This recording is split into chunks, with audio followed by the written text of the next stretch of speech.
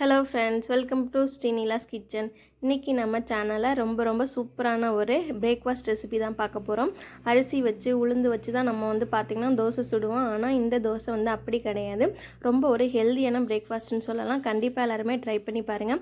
நம்மளோட சேனலில் first time பார்க்குறவங்க தான் சப்ஸ்கிரைப் பண்ணி வச்சுட்டு ஆளுங்கிற பட்டனை ப்ரெஸ் பண்ணுங்கள். அப்போ தான் வீடியோட நோட்டிஃபிகேஷன் உடனே வரும். இப்போ வாங்க வீடியோக்குள்ளே போகலாம்.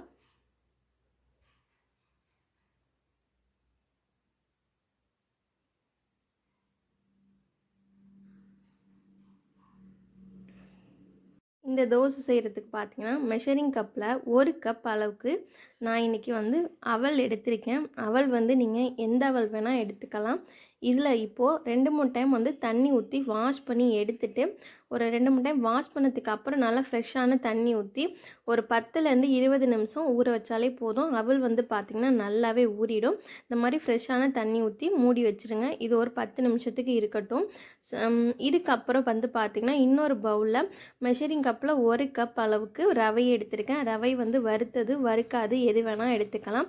இதையும் தண்ணி ஊற்றி 2-3 டைம் வாஷ் பண்ணிவிட்டு அதுக்கப்புறம் தண்ணி ஊற்றி நம்ம இதையும் ஒரு 10லேருந்து 20 நிமிஷம் ஊற வச்சு எடுத்துக்கலாம்.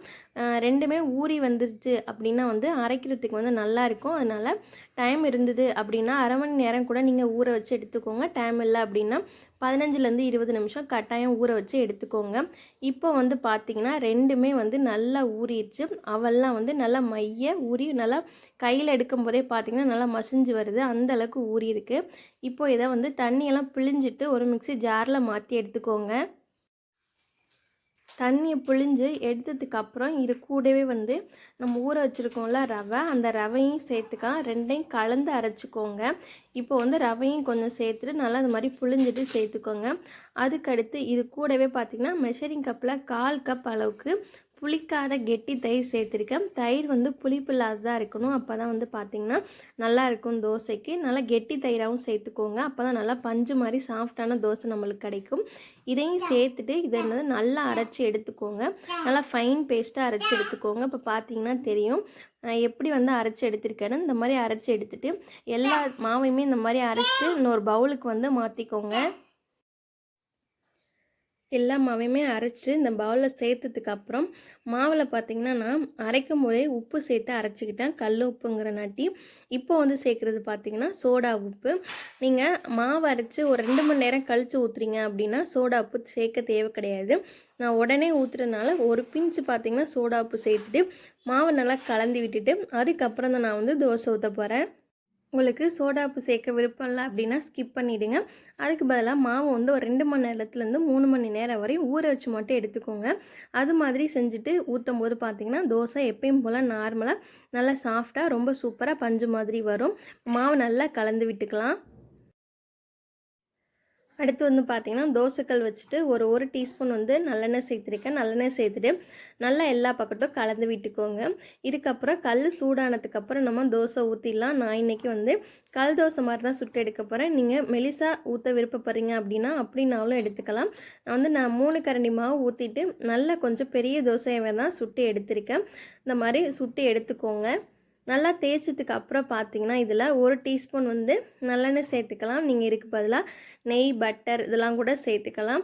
தோசை நல்லா ஒரு பக்கெட்டு வெந்ததுக்கு அப்புறம் நம்ம இன்னொரு பக்கெட்டு தோசையை திருப்பி போட்டுக்கலாம். தோசையை மீடியம் ஃப்ளேமில் வச்சு வேக வச்சு எடுத்துக்கோங்க. அரிசி மாவு தோசை மாதிரியே பாருங்கள் எப்படி நல்லா பபிள்ஸ் எல்லாம் வருதுன்னு. ரொம்ப சூப்பராக இருக்கும். இப்போ இதை இன்னொரு பக்கெட்டு நம்ம திருப்பி போட்டுடலாம். அரிசி மாவு இல்லை, நம்மளுக்கு தோசை மாவு இல்லை, இட்லி மாவு இல்லை அப்படின்னா கூட இந்த பிரேக்ஃபாஸ்ட்டை நம்ம உடனே செஞ்சிடலாம். ரொம்ப ஈஸி இது செய்கிறதுமே. ஒரு 10லேருந்து 20 நிமிஷம் ஊறினா மட்டும் போதும். அவளும் ரவையும் ரொம்ப ஈஸியாக செஞ்சிடலாம். இது செய்கிறதுக்கு ரொம்ப டைமும் எடுக்காது. ரொம்ப ஹெல்த்தியாகவும் இருக்கும். சூப்பராகவும் இருக்கும் டேஸ்ட்டு பார்த்திங்கன்னா. அதனால் கண்டிப்பாக அந்த ரெசிபியை நீங்கள் ட்ரை பண்ணி பாருங்கள்.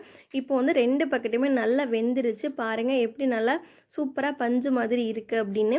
இதை நம்ம இன்னொரு பிளேட்டுக்கு நம்ம மாற்றிடலாம். அதுக்கடுத்து இதே மாதிரியே எவ்வளோ மாவு இருக்கோ அது எல்லாத்தையுமே ஊற்றி எடுத்துக்கோங்க. வெயிட் லாஸ் பண்ணணும்னு நினைக்கிறவங்க கூட இந்த மாதிரி பிரேக்ஃபாஸ்ட்லாம் எடுத்துக்கலாம். ரொம்ப ஹெல்த்தியானது, ரொம்ப டேஸ்ட்டானது இருக்கும்.